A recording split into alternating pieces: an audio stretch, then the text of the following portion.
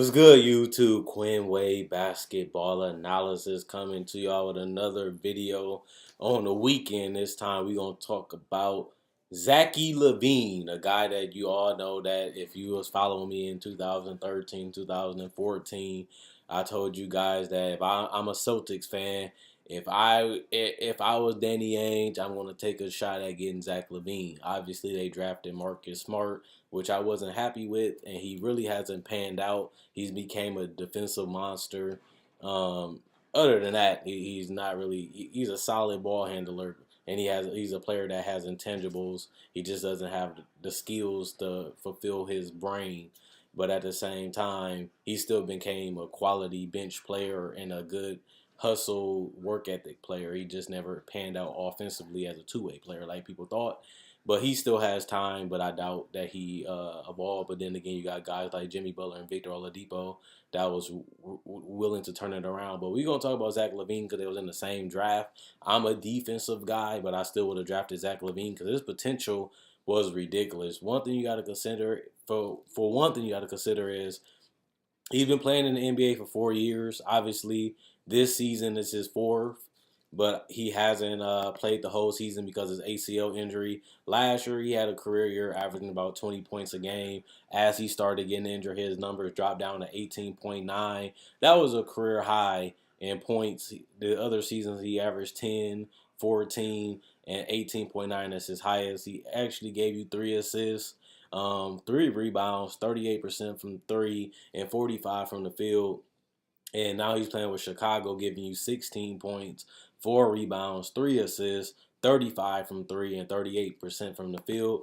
I don't really think you should read too much into those numbers because he has come off an ACL injury. He has had to come off the bench. He has played in limited minutes during this 21 game stretch. Plus, he's still trying to get his breath under his heart underneath him. Because once you never can prepare for a real game until you actually in the game. Plus, you can do all the fitness you want to. It's nothing like playing defense, being bumped physically, falling hard, getting fouled. The game is physical no matter what people say. I played basketball for a while, and every time I went to the hole, I was getting knocked down. Every time I played basketball, I was always getting hit. I was always bumping, trying to get to the rim, whatever.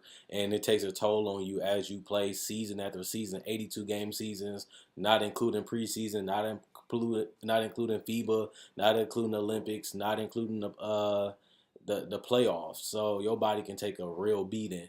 But Zach Lavine was a guy that I told you guys the Jimmy Butler trade wasn't that much of a blowout. The Jimmy Butler trade wasn't really horrible for the Bulls because I remember when I went to work that day, came home and everybody was talking about how they got robbed and how the Chicago Bulls could have did better. One thing, like I said, we didn't know what they was getting in Laurie Markkinen. Laurie Markkinen was a guy that nobody really knew, nobody really seen play, and we didn't really know what they was gonna get out of. Chris Dunn was a guy that didn't really fit that well, didn't really play his game, had a coach that didn't really allow him to utilize his strengths, and the team didn't have it wasn't the best team for not for Zach Lavine, Chris Dunn.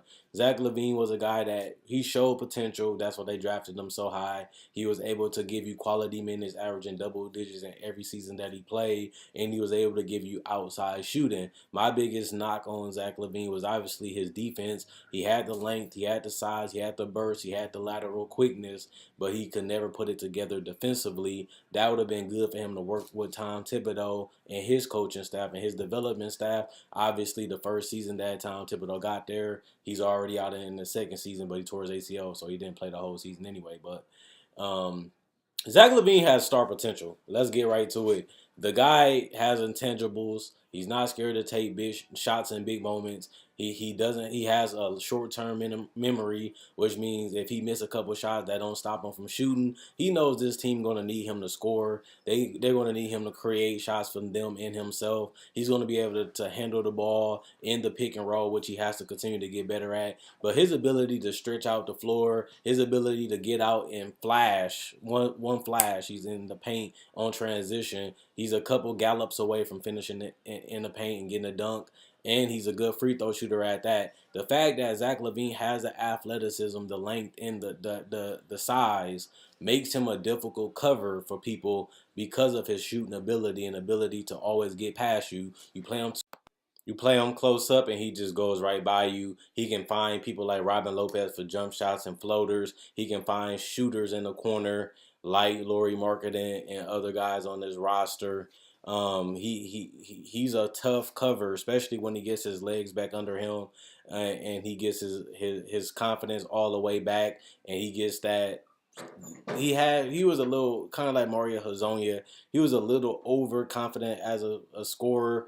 That's what hurted him at UCLA, which made him drop. He had everything you wanted in the guy. He just had high confidence that a lot of shots that you shouldn't take, a lot of things you shouldn't do. He was just so confident in his ability to do these things that kind of became his Achilles heel, stopping him from being the offensive player that he could be by having a terrible shot selection and not having elite skills. He was a good shooter, but he wasn't a great Klay Thompson, Steph Curry shooter coming out of college. He had the range. He showed that he can do it, but he couldn't do it consistently. And he still can't do it to this day. But he over the last couple of seasons, he showed that he can be a volume scorer and a solid scorer at that. But the thing that differentiates him from another player in the NBA, because everybody in the NBA can play, everybody in the NBA has skill sets, every NBA has bodies and length and athleticism. The thing that separates him is his ability to feel like nobody can stop him. And I feel one thing that the Bulls seen that if we can't get Jimmy Butler to commit, if we can't build a championship team around Jimmy Butler in the fat and like now, which they couldn't do. They made it to the playoffs, but it was just so hard to build around Butler, Rondo, and Wade, especially under the contracts they were signed, even though they were short term deals. It wasn't gonna help them get better quickly because Jimmy Butler is almost 30. Getting Chris Dunn, getting Laurie Marker, getting Zach Lavine, you have players under 25 that still has the ability to play, have the ability to start, and they have potential to even be better. And they're athletes. They're long, they're lanky, and they have potential defensively to be great players based off their athleticism, their length, their size, and their bodies, and how they can fill them out. And on top of that, you still can get a top 10 pick in this draft based off you kept your pick getting rid of in the Jimmy Butler trade, so they can get even better. And this is a forward heavy draft, people. You have Michael Porter, you have all these big mans coming out of this draft that can fit with this team or even, take this team to the next level in a couple years or make the rebuilding process even faster. Because remember, Laurie Marketing is 7 feet. He can play five. He don't have the body for it now, but in the future, Laurie Market can be a stretch five that can give you rim protection, rebounding, and outside shooting, and pick and roll ability to knock down the mid range of three, or even get to the lane, get a layup, dunk, free throw, or even an alley oop, depending on who's handling the ball. And Chris Dunn has always been a decent player in the pick and roll, and Zach Lavine is still learning. Plus, he's another ball handler. His ability to be able to create shots for himself and others and still stretch the floor makes this team hard to guard in the future if they can develop their offensive skills consistently. That's a problem with Chris Dunn. That's a problem with Zach. That's a problem with Laurie. They own a bad team, so they feel like they can shoot and take and do anything they want to. But when it's time for them to start competing, when it's time for them to start making that playoff push, they're going to have to know their strengths and weaknesses and knowing that they have to take the shot that's best for the team, not just jacking up shots, taking any shot just because you get the ball. One thing that Greg Popovich told Kawhi Leonard, just because we give you the ball doesn't mean you have to score. You can make a defensive play. You can pass the ball. You can set a screen. You can do a backdoor cut. You can get somebody else open for a mid-range jumper, a post up, or a three. You don't have to score every possession that you have the ball. You don't have to give us 25 every game because we can win as a collective team. And that's something that the Bulls will have to buy into, a team concept as they get older and grow together. But if they do add another top 5, top 10 pick on this roster, I already like where they're going with Portis on the bench, and I like their starting lineup. And like I said, Laurie Markkinen has the ability to play the 4 or the 5, so Robin Lopez can be expendable, and you can bring in that rookie or bring in that other player that can you know, take this team to the playoff level because they are in the East, but the East is getting a little better with Detroit, even though they're missing Reggie Jackson. It ain't going to be a cakewalk just making the playoffs because you might, as you see the records this year, most likely you're going to have to be over 500 just to make the playoffs, even in the East. So it ain't gonna be as easy as people think it is.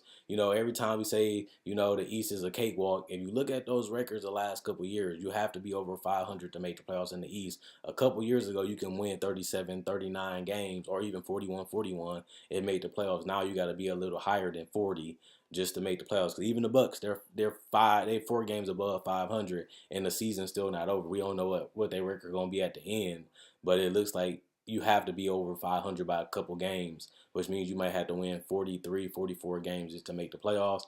I don't know how fast they can do that, but they have the right players. They have the right type of players that you like. Even Chris Dunn made the NCAA run with Providence, helping get that team with mediocre talent to the playoffs, but he's a two-way player, and he's a point guard that's athletic and explosive that you can pair with Zach Lavine that is athletic and explosive, but he can shoot. And Zach Lavine likes to get to the paint. He likes to kick it out. Wow, that's what Lauri Markkanen do. He likes to hit the jumpers, the threes, the mid-range jumpers. So can the Zach Lavine, and you gel the fact that Zach Lavine can create his own shot.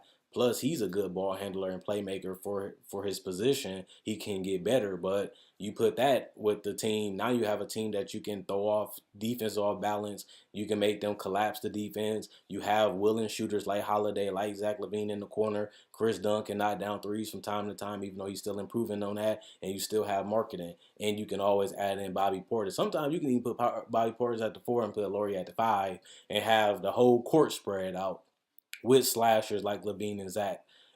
Zach and Chris. So let me know what you guys think. Do you think that Zach Lavine is going to be worth the max? Because this is a question that I have to ask. After they traded Jimmy Butler and they bought out Rondo and D Wade, they are committing to this new idea that the Bulls are going to be built around this core. They took a flyer on Zach Lavine. They took a flyer up on Chris Dunn. Let me try these players out. They have potential. They have talent.